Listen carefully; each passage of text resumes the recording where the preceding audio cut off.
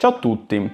Oggi volevo parlare di una delle ultime campagne militari vere e proprie condotte dalla Repubblica Serenissima di Venezia prima della sua fine. Parliamo infatti di una campagna di bombardamenti navali condotta da Venezia contro il Beykato di Tunisi, allora parte dell'Impero Ottomano. Partiamo dall'inizio. Nel 1784 una nave veneziana affittata a tunisini, contenente un carico tunisino, viene data alle fiamme per mano dei Cavalieri di Malta, come da protocollo, perché era pestata. Questo avvenimento spinse il Beykato di Tunisi a dichiarare guerra a Venezia. Venezia probabilmente non aspettava altro, perché era da anni che i tunisini ospitavano nei loro porti i pirati barbareschi, pirati che spesso molestavano le rotte veneziane.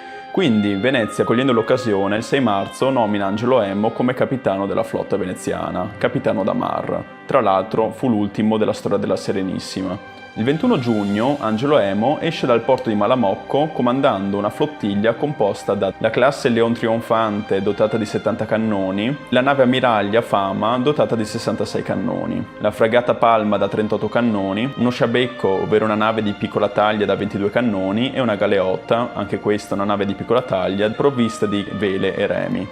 Oltre a queste c'erano due bombarde. La bombarda è un tipo di nave non designata per il combattimento navale, ma per bombardare le coste. Infatti è specializzata in questo compito ed è provvista di cannoni di grosso calibro fatti apposta per massimizzare i danni ad obiettivi terrestri. Queste due bombarde erano la Polonia e la Distruzione. Una volta partita la flotta incontrò molto spesso brutto tempo e questo costrinse a rallentare molto i tempi. La flotta così si ferma per un breve tempo alle bocche di Cattaro, nell'odierno Montenegro, per imbarcare 60 marinai e 60 fanti da mar, ovvero veri e propri soldati fatti apposta per i combattimenti navali in caso di abbordaggio. La peste stava duramente colpendo la Dalmazia, soprattutto la città di Spalato, e questo costringe la flotta veneziana ad aspettare fino al 7 agosto per approdare nei porti dalmati.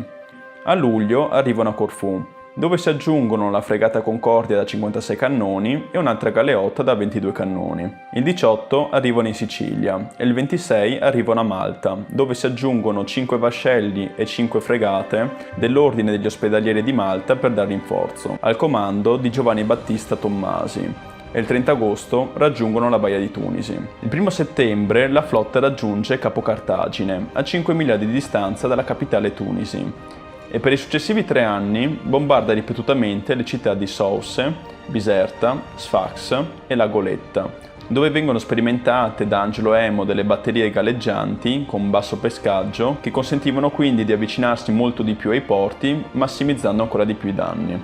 Nel corso della spedizione, il 28 maggio del 1786, Angelo Emo viene eletto al prestigioso incarico di procuratore de ultra della Basilica di San Marco. Queste operazioni causarono gravi danni alle città e alla flotta tunisina.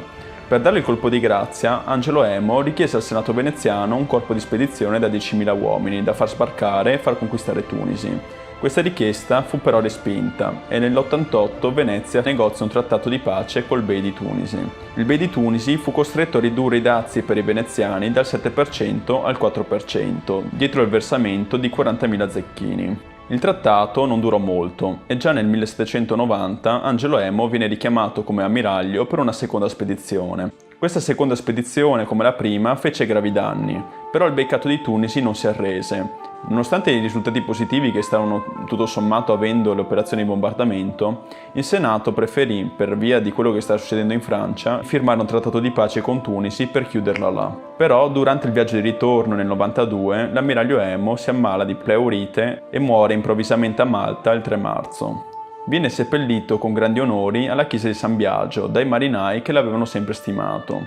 E appena 2 anni dopo la morte il Senato veneziano, per celebrarlo, commissionò a Canova un suo busto. Questi però erano gli ultimi anni della Serenissima. Solo 3 anni dopo Venezia tramonterà per mano di Napoleone.